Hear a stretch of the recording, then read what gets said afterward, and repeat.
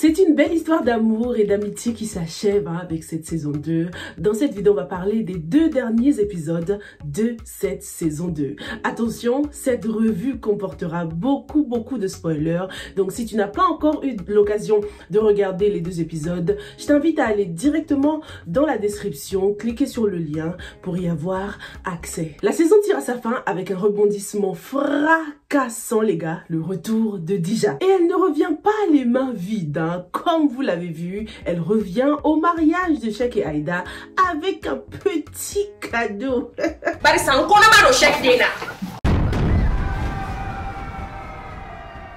Bonjour à tous et bienvenue sur Yiri TV, je m'appelle Sylvia et ici je fais des revues et des analyses de films et séries afro. Donc si tu es fan de séries africaines, n'hésite pas à rejoindre notre belle communauté, abonne-toi et active la cloche pour qu'on en parle ensemble de nos séries. Premier petit détail avant d'entrer dans le vif du sujet, les sous-titres les gars. Tout au long de cette saison, c'était quand même un struggle au niveau des sous-titres et j'espère que dans la saison 3, ce sera beaucoup plus systématique. Parce que les sous-titres en retard, ça gâche tout simplement l'expérience du visionnage. Il y a 3 ans encore, on était beaucoup plus patient avec les sous-titres, mais plus les années avancent, plus le cinéma africain se développe, plus l'audience a beaucoup moins de patience en ce qui concerne les sous-titres. On a envie de faire partie du journey, on a envie de comprendre tout de suite ce qui se passe à l'écran, quoi. Sachant en plus que cette série a remporté beaucoup de awards et de nominations à l'international, il faut absolument traduire systématiquement pour l'audience internationale, pour agrandir l'audience, parce que ça n'a juste aucun sens de faire des séries de cette qualité pour qu'elles soient consommées seulement par les locaux, seulement par les Maliens. Donc les sous-titres et la fréquence de diffusion, c'est vraiment les petites remarques qui revenaient tout le temps parce que j'ai eu beaucoup de feedback. Ma communauté me dit toujours oui Sylvia, j'aime bien la série mais les sous-titres arrivent trop en retard, donc je préfère attendre la fin de la saison une fois que tout sera mis en place pour regarder, quoi. Et ça c'est dommage, hein. On aime regarder au fur et à mesure. Personnellement je peux pas attendre jusqu'à la fin de la saison pour regarder toute une saison, le suspense est trop grand. Parlons de ces 2 épisodes et surtout de la fin. L'arrivée de Dija était clairement le moment le plus inattendu de la saison. Moment inattendu mais nécessaire, parce que plus on avançait dans l'épisode 32, plus on s'approchait de la fin, plus je me disais ah ça y est là c'est vraiment la fin. Puis ils vécurent heureux et eurent beaucoup d'enfants. Est-ce que Yeta va vraiment nous servir ça? Donc c'était excellent de faire revenir Dija pour encore une fois tester l'amour qu'il y a entre Shek et Aïda. Parlons en détail de ces 2 mariages qu'on a eu à la fin de cette saison, donc celui de Shek et Aïda et celui de Chacha et Modibo. Commençons avec Shek et Aïda. Dans l'ensemble c'était assez satisfaisant, on a eu une belle réconciliation progressive et saine entre ces deux-là. On a eu notre tête-à-tête nécessaire pour le couple, pour qu'ils puissent enfin parler seul à seul, pour qu'ils puissent se pardonner leurs fautes et décider d'avancer, quoi. Et surtout, on a eu un petit sneak peek, un petit avant-goût de leur nouvelle vie de parents. Donc c'était assez satisfaisant, mais on a envie d'en voir plus. Ça nous manque beaucoup les grands gestes d'amour entre ces deux-là. Dans cette saison, avec cette saison, j'ai eu l'impression que Shek a choisi de se remettre avec Aïda par dépit, parce que Dija lui avait brisé le cœur et surtout parce que sa famille, donc sa mère et Modibo, ont donné un coup de pouce à cette union, quoi. C'est à cause de ce que Dija lui a fait, avec l'absence de Dija, qu'il s'est rendu compte qu'en fait, Aïda me manque en fait. Mais est-ce que Shek s'est réellement rendu compte que Aïda était la bonne? Est-ce qu'il s'est rendu compte de ses qualités, que c'était vraiment celle qu'il lui fallait? Enfin tu vois, là c'était juste une question de manque parce qu'il était tout seul dans son lit, il se sentait un peu seul. Du coup il s'est dit bon vas-y, j'avoue elle me manque, ouais vas-y je l'appelle, ça coûte rien de l'appeler, pourquoi pas. J'attends clairement plus de preuves d'amour de la part de Shek, même si le pardon est un très bon début. Dija est donc enceinte. La question qu'on se pose tous, c'est qui est le père? Comment peut-elle être aussi sûre que Shek est le père? Certes, la grossesse est bien avancée et avec le cas de Aïda, on a appris que c'est au bout de 6 ou 8 mois qu'on pouvait faire un test de paternité. Et pour le faire, il faut impérativement un ADN du papa, quoi. Donc, est-ce qu'elle a pu avoir un ADN de Shek?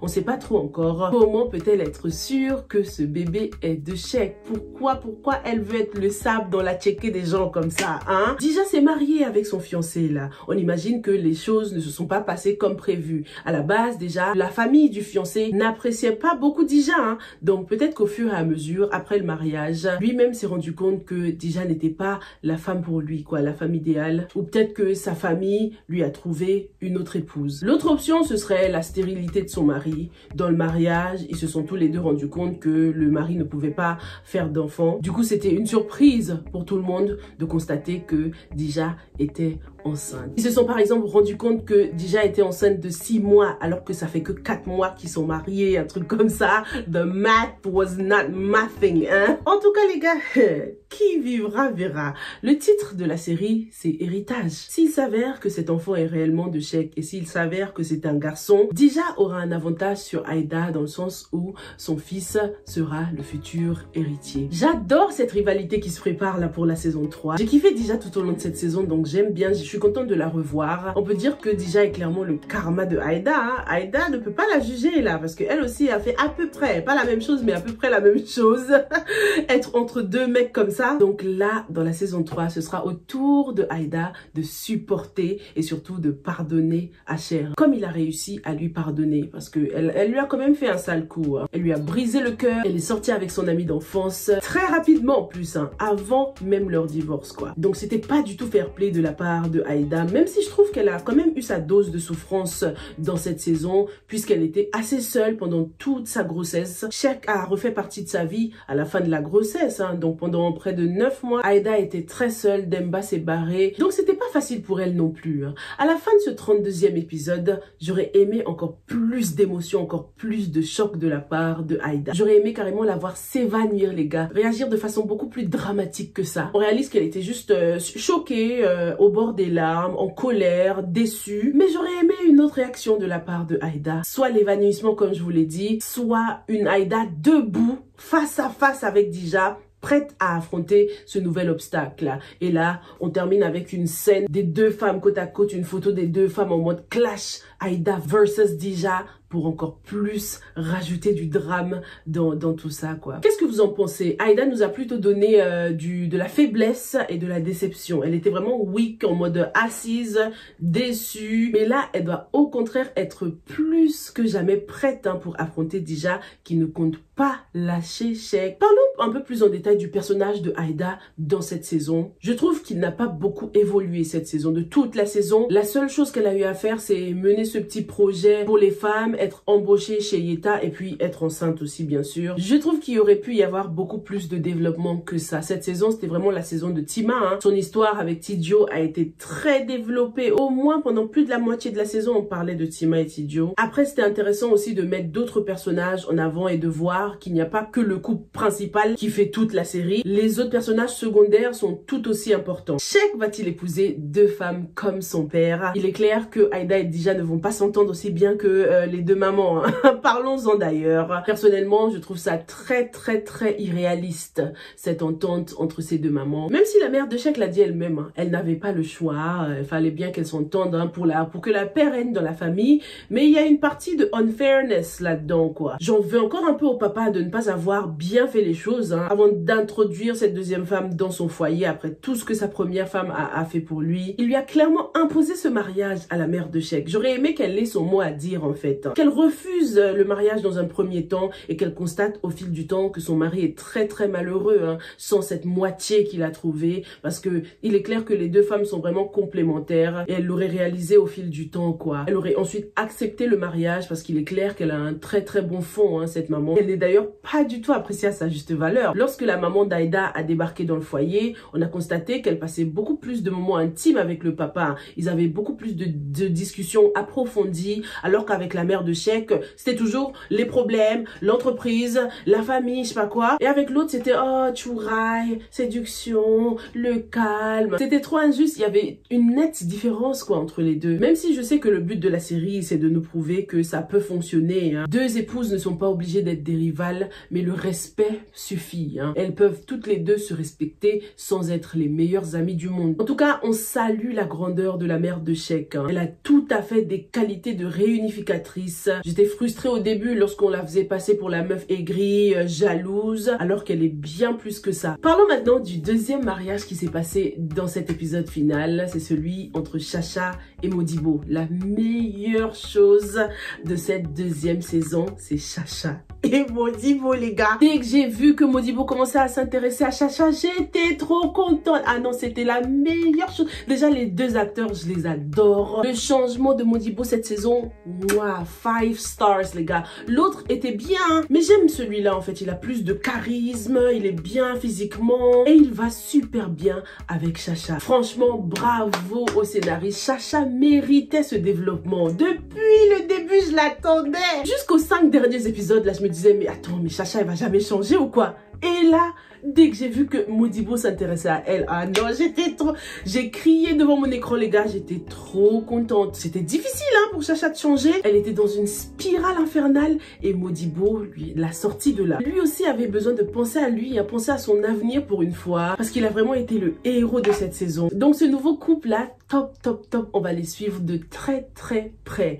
N'oublions pas que Chacha est encore un personnage blessé. Elle a son lourd passé et elle a surtout un manque d'affection. Donc comment va-t-elle se débrouiller dans cette relation, dans ce mariage? Va-t-elle arriver à rester fidèle? En tout cas, Modibo a enfin vu en elle ce que personne d'autre ne voyait. Il a enfin vu ce que nous on voit, le téléspectateur, hein, que Chacha est un diamant brut. Comme on dit, les gars, one man's trash is another man's treasure. Quand quelqu'un laisse, quelqu'un prend la mine. Donc je suis extrêmement contente pour ces deux-là et j'ai hâte de voir ce que la saison 3 leur réserve. Comme je vous le disais, c'était très difficile pour Chacha de changer ses habitudes et du coup c'était très réaliste aussi, hein. On devine qu'elle n'est pas encore allée en détail en ce qui concerne son manque d'affection et l'histoire avec son père. Ils en ont peut-être parlé vite fait avec Modibo, mais pas en détail, quoi. Donc ce sera intéressant de voir dans cette saison 3 une Chacha qui a du mal à accepter son bonheur, en fait. Elle a du mal à accepter le fait qu'elle ait trouvé quelqu'un de bien, le fait qu'elle mérite le bonheur, hein. Faut que Chacha nous touche pendant cette 3e saison. J'ai envie qu'elle me fasse pleurer parce qu'elle a une histoire triste quand même, hein, derrière.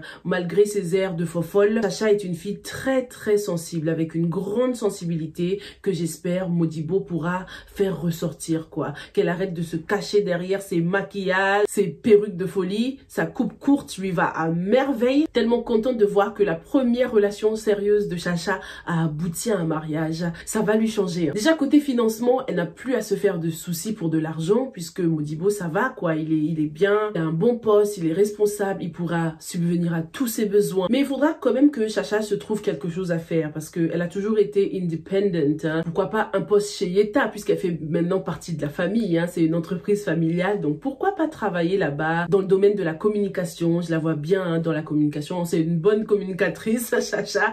Donc pourquoi pas être le community manager par exemple de Yeta Digital, gérer les réseaux sociaux, les trucs comme ça. Elle serait bonne en ça. Depuis qu'on nous l'a montré dans la première saison, ce personnage, je le voyais clairement finir avec un bon gentleman qui saura l'apprécier à sa juste valeur. Je l'imaginais avec genre Demba, un bon gentleman comme ça, mais Modibo c'est encore mieux, 10 000 fois mieux, parce que je m'attends à un clash entre les deux cousins, entre Modibo et Lamine. Est-ce que vous pensez que Lamine a dit son dernier mot? Certes, il l'a jeté comme du n'importe quoi, mais lorsqu'il va voir ce qu'elle est devenue, ce que Modibo a fait d'elle, ses sentiments vont probablement refaire surface, parce que Chacha sera une nouvelle femme. La tentation sera encore plus grande s'ils travaillent dans le même endroit. Ils vont toujours se croiser au bureau, etc. Donc, est-ce que Chacha pourra rester fidèle et ne pas retomber dans les bras de Lamine? Il y a trop de choses en jeu si Chacha dérape. Elle va non seulement perdre ce bonheur qu'elle a trouvé dans les bras de Modibo, mais elle va également perdre sa meilleure amie slash belle-sœur, hein. Aïda l'a prévenue, c'est son seul frère, donc elle n'a pas intérêt à lui briser le cœur. Est-ce que la saison 3 va nous annoncer la fin d'une belle amitié entre Aïda et Chacha? Après, le contraire peut se produire aussi, dans le sens où Chacha et Aïda deviendront encore plus proches maintenant qu'elles auront la même maman. Bintou va devenir la mère que Chacha n'a jamais eue, lui donner les meilleurs conseils de mère-fille, l'apprendre à être élégante, parce que Bintou, franchement, c'est la reine de l'élégance, hein. Aïda aussi d'ailleurs. J'ai kiffé l'une des tenues que Aïda a portée, un truc marron comme ça, manche 3/4 avec un foulard, c'était magnifique. Je veux absolument la même tenue, les gars. Faut que je contacte, faut que je regarde parce que j'ai pas encore regardé d'où viennent les tenues. Elle lui allait à merveille. Est-ce que vous imaginez aussi Chacha devenir maman dans la 3e saison? J'ai du mal à l'imaginer, mais ce serait intéressant en fait, parce que jusqu'ici, on a vu les mamans qui acceptaient leurs enfants, qui étaient contentes d'être enceintes, ravies d'accueillir leur bébé. Donc pourquoi pas nous montrer un autre scénario avec une Chacha qui ne se sent pas à la hauteur d'être maman, qui souffre de dépression postpartum au début, qui ne donne pas l'amour qu'il faut à sa fille dans un premier temps, mais qui apprend à l'aimer. Je vois bien un petit truc comme ça avec ce personnage. Ce sera bien pour changer, hein, parce qu'on a eu énormément de grossesses là dans la saison 2. Donc pourquoi pas, certes, continuer avec une grossesse, mais de façon différente, aborder le sujet de façon beaucoup plus différente. Et cette dépression que Chacha va subir va l'aider à se rapprocher justement de la mère de Modibo, qui pourrait un petit peu s'identifier à Chacha dans le sens où elle aussi a laissé sa sœur élever Modibo un moment dans le passé, comme on l'a vu dans les épisodes précédents. Donc pourquoi pas explorer cette piste-là pour créer un lien commun, un point commun entre Chacha et sa belle-mère, même si on sait que Bintou n'a pas abandonné Modibo, hein, mais vous voyez ce que je veux dire, non? Explorer quand même cette piste de l'acceptation du fait de devenir maman. Alors maintenant Modibo, parce qu'on a beaucoup parlé de Chacha et de tout ce que Modibo va apporter à Chacha, mais qu'est-ce que Chacha apporte à Modibo, hein? Déjà, j'aime beaucoup le fait que ce soit lui qui ait vu que Chacha était un diamant brut, une perle rare, parce qu'il est visiblement celui qui a le plus l'esprit ouvert du fait d'avoir voyagé, vécu à l'étranger. Et ça, c'est un point positif pour Chacha, puisque de 1, il ne connaît pas son passé, et de 2, il a l'esprit ouvert, dans le sens où même s'il venait à connaître toutes les mauvaises choses que Chacha a fait, il serait quand même prêt à tout lui pardonner, quoi. Dans la saison 3, j'espère voir, comme je vous l'ai dit, une rivalité entre Lamine et Modibo. Ça fera comme une suite en fait, hein, une suite dans cette rivalité qui a commencé depuis l'époque des parents, quoi, entre Malik et le père de Sheikh. Modibo est aussi calme que son père, alors que Malik, même s'il a beaucoup changé cette saison, n'est pas encore prêt à être quelqu'un de stable au niveau des meufs, hein. Il n'est pas prêt pour le mariage. Donc ce sera très intéressant de voir ces deux hommes rivaux, même si Lamine a level up, c'est un bon début, mais est-ce que ça suffira pour faire de lui une autre personne? Il a eu son petit karma quand même dans cette saison, dans le sens où avec Bijou, il pensait être tombé sur un bijou justement. Mais il s'est rendu compte que ce bijou n'est pas différent de toutes les meufs avec qui il est déjà sorti, hein. Son style habituel, c'est bien fait pour lui. Non mais il s'attendait à quoi? Ce scénario reflète tellement les attentes de certains hommes qui, eux, sont de vrais gigolos et s'attendent à épouser des saintes, hein. Lamine, c'était le premier à juger, insulter Bijou, alors qu'il est pas mieux qu'elle, hein. Les deux se sont bien trouvés, mais je veux que Lamine finisse avec quelqu'un d'autre. Avec celle qui l'a fait chanter, et là j'oublie son prénom, aidez-moi dans les commentaires si vous vous en souvenez. C'est pas Batoma qui essaie de récupérer ses enfants et qui a beaucoup aidé Tima cette saison? Pourquoi pas Batoma finir avec Lamine? Elle a déjà des enfants certes, mais lui aussi a un bagage derrière lui, hein. Ça a toujours été un gigolo pas sérieux, Lamine, donc il peut pas se permettre d'être trop exigeant, hein. Espérons qu'il sera un meilleur père que son père quand même, mais à ce stade de la série, j'ai encore l'impression que Lamine a encore des traits de son papa, hein. Que malgré lui, il ressemble quand même à Malik. D'ailleurs, Malik s'en sort beaucoup trop bien cette saison. Pour un homme qui est à l'origine du meurtre de son fils, je trouve qu'il se l'ouvrait un peu trop, hein. Il devrait se calmer, Malik, réfléchir à sa vie et commencer un peu plus à culpabiliser. Espérons qu'il y aura un développement au niveau de sa femme et lui, sa femme qui était quand même dans l'ombre toute cette saison. Dans les premiers épisodes, elle avait bien dit qu'elle n'était pas la mère de Booba. Donc est-ce qu'ils vont développer sur ce point-là? On verra bien. N'oublions pas Ada qui est partie à l'étranger. Il faudra bien qu'elle revienne avec le fils de Booba. D'ailleurs, hein, peut-être que Lamine finira avec elle, hein. Même si je trouve qu'ils vont pas spécialement ensemble, quoi. Il n'y a pas de energy. Dites-moi ce que vous en pensez dans les commentaires. Ada ou Batoma, ou bien quelqu'un d'autre pour Lamine. Le fait qu'il ne soit pas prêt pour le mariage tout de suite, le maintien dans ce statut de gigolo un peu là, hein, qui veut juste avoir des petites relations sans suite. On dirait qu'il a du succès avec les femmes puisqu'elles finissent toujours par tomber amoureuses de lui. Bijou, elle a envie de l'épouser, ça se voit qu'elle est à fond maintenant, alors que c'est pas du tout le cas pour lui. Donc à mon avis, il y aura une espèce de tentation là, hein, entre lui et Chacha encore. Ça va chauffer entre lui et Modibo, faudra se battre pour Chacha. J'ai hâte de voir ça. Mousse et Safia. Non, non, Mousse, ça y est, là, c'est bon. La vie t'a donné beaucoup trop de chance et tu n'as pas su en profiter. Là, c'est bon, Mousse, tu as épuisé ton capital sympathie. On avait beaucoup de peine pour toi. On y croyait, en fait, hein, en Mousse. On a tous voulu qu'il s'en sorte. Mais là, lorsqu'il a une deuxième chance de s'en sortir dans la vie, il messes up again. Finalement, on se rend compte que le père de Safia avait tout à fait raison. Il avait flairé depuis longtemps qu'il n'était pas quelqu'un de sérieux et c'est très très dommage. Le pire, c'est que maintenant, Safia est enceinte. Une grossesse que Mousse avait tant désirée. Il mettait la pression à Safia hein, de lui donner un enfant et maintenant que l'enfant est là, il est encore plus irresponsable que jamais quoi. Jusqu'au point où c'est Safia qui doit payer le loyer, payer pour les pots cassés et elle ne reçoit rien en retour, hein, ni soutien, ni rien du tout alors qu'elle est dans un état très très vulnérable. Elle a pris une super belle décision en se barrant chez son père. Ça va permettre à Mousse de réfléchir un peu, même si pour lui, je pense que c'est un peu trop tard là. Lorsque tu frôles la mort et que tu as une deuxième chance pour te rattraper, mais tu ne la saisis pas, c'est qu'il n'y a plus d'espoir là, Mousse. La bosse est revenue, hein, la bosse des trafiquants, la moi qui pensais qu'elle avait décidé de changer de vie hein, à la fin de la deuxième saison. Elle est revenue et les problèmes de Mousse sont revenus avec elle. Il fréquente de nouveau ce milieu, un milieu dangereux qui risque de lui coûter cher. Pour Mousse, j'ai pas beaucoup d'espoir. Soit il va finir par vraiment perdre la vie cette fois, soit il va aller en prison. Et c'est le collègue de Safia, le docteur, qui se mettra avec elle, même si j'ai pas envie, je l'aime bien, mais j'ai pas aimé en fait comment leur relation a commencé. Il a commencé à la kiffer alors qu'il savait très bien qu'elle était mariée. Safia aussi, elle se laissait faire, elle lui mettait pas des stops. Donc Mousse avait des raisons de s'inquiéter, d'être jaloux. C'est tellement évident qu'il est amoureux de Safia, ça m'étonnerait qu'elle ne le voit pas quoi. Ça se voit qu'il veut plus. Il est toujours en train de la caresser, la toucher, être doux avec elle. Et c'est clairement ce dont elle a besoin, hein. Mais c'est pas une raison. Donc j'aime pas comment ce couple a été formé, entre guillemets. On constate que le papa l'adore aussi et ils vont probablement finir ensemble, même si je suis contre. Il va probablement élever le fils de Mousse. Pour que ce soit possible, il faut que, comme je l'ai dit, Mousse soit décédé ou que Mousse essaye de s'en prendre à ce collègue, que Mousse pète un câble, il essaye de s'en prendre à ce collègue et qu'il finisse en prison, quoi. Et quand il reviendra quelques années plus tard, il se rendra compte que Safia a refait sa vie avec ce collègue et c'est ce collègue qui est en train d'élever son enfant. Ça lui fera un bon petit choc. Je pense qu'il mérite pas forcément la mort, Mousse, mais peut-être de la prison, quoi. La mort, c'est trop prévisible, en fait. Donc, pourquoi pas la prison? En plus, je me dis, si Malik, qui est à l'origine de la mort de quelqu'un, n'est pas mort, c'est que personne d'autre ne mérite la mort. Sur les affiches officielles, on avait vu beaucoup de sang et tout ça. Donc, je m'attendais vraiment à la mort de quelqu'un, hein. Il faut croire que tout ce sang faisait référence à la mort de Soumaïla. Tidjo, Djenaba et Tima. Qu'est-ce que Djenaba fout encore dans cette maison? Non, mais ils sont trop doux avec elle, là. Si c'était Tima, dans ce cas, on l'aurait foutu à la porte depuis longtemps. Elle a de la chance, cette Djenaba. J'ai hâte que son karma s'abat sur elle, hein, parce que pour l'instant, elle s'en sort beaucoup trop facilement. Le point positif, c'est que Tima est au courant de son petit sugar daddy, là, hein, de son boyfriend. Faudrait qu'elle quitte, elle aille tenter sa chance avec lui. Et là, elle va se rendre compte de la chance qu'elle avait d'être avec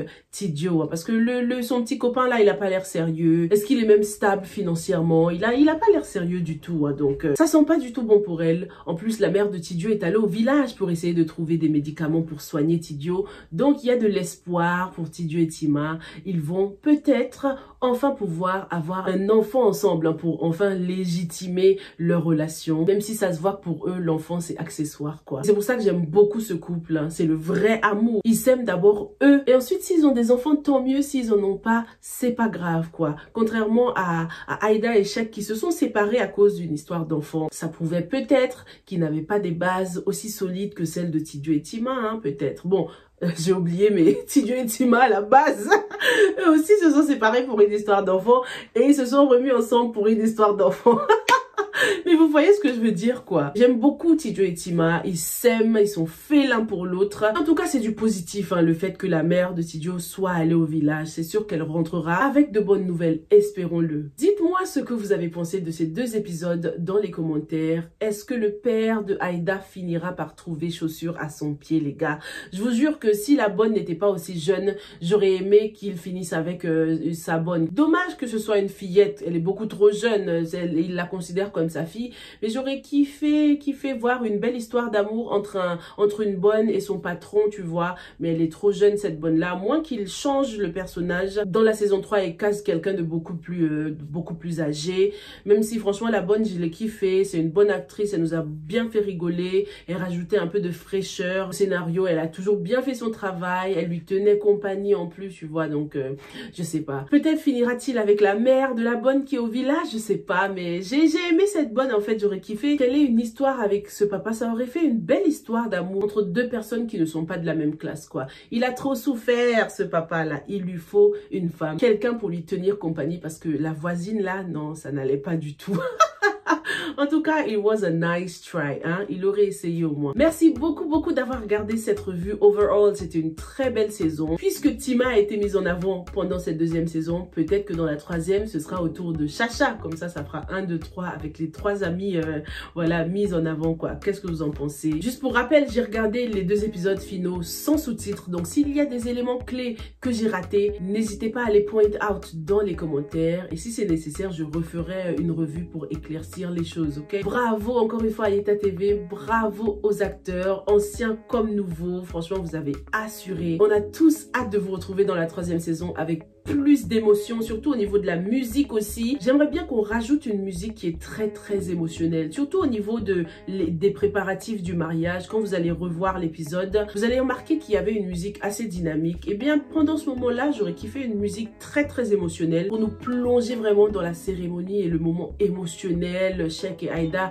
qui enfin se remarient, quoi. Donc vivement la 3e saison. Dites-moi ce que vous avez pensé en général de cette saison. Quelle a été votre préférée, la première ou la 2e, et est-ce que vous avez hâte de voir une 3e saison? Merci beaucoup et on se retrouve dans la prochaine. Stay safe and stay blessed. Bye.